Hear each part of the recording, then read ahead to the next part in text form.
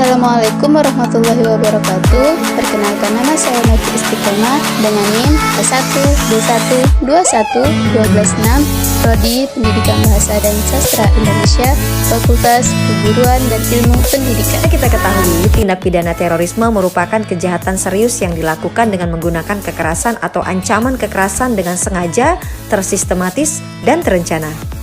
Dengan adanya terorisme ini menimbulkan suasana rasa takut dan teror secara meluas dengan targetnya adalah aparat negara, penduduk sipil secara acak atau tidak terseleksi, serta objek vital yang strategis yang ada di lingkungan suatu tempat.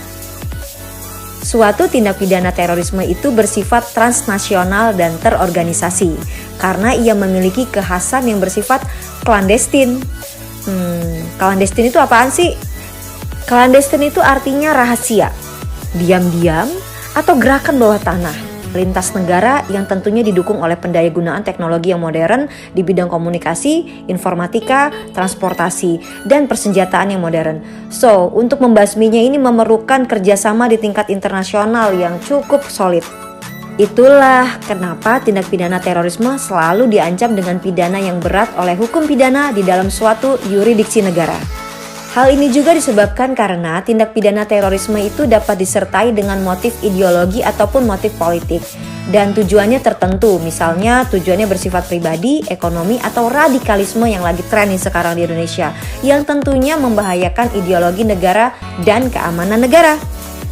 Di dalam pasal 6 Undang-Undang Nomor 5 Tahun 2018 tentang pemberantasan tindak pidana terorisme mengatakan bahwa setiap orang yang melakukan terorisme itu dapat dipidana dengan pidana mati atau penjara seumur hidup atau pidana penjara paling singkatnya 4 tahun dan paling lamanya 20 tahun.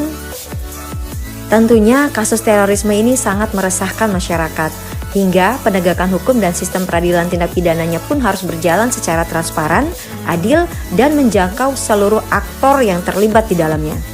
Yang pastinya sih, untuk membasmi terorisme ini tidak cukup hanya menjerat pemain pinggirannya saja seperti panji prajurit gitu deh.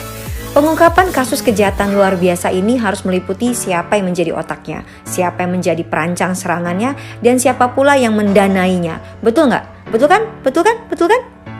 Untuk itu, mulai sekarang, ayo kita lawan radikalisme dan terorisme. Jangan beri tempat hidup di Indonesia. Mari kita mulai dengan menebarkan perdamaian, jaga kerukunan, dan kebinekaan. Kita ciptakan Indonesia yang damai, adil, dan sejahtera. Setuju? Dan pastinya setuju.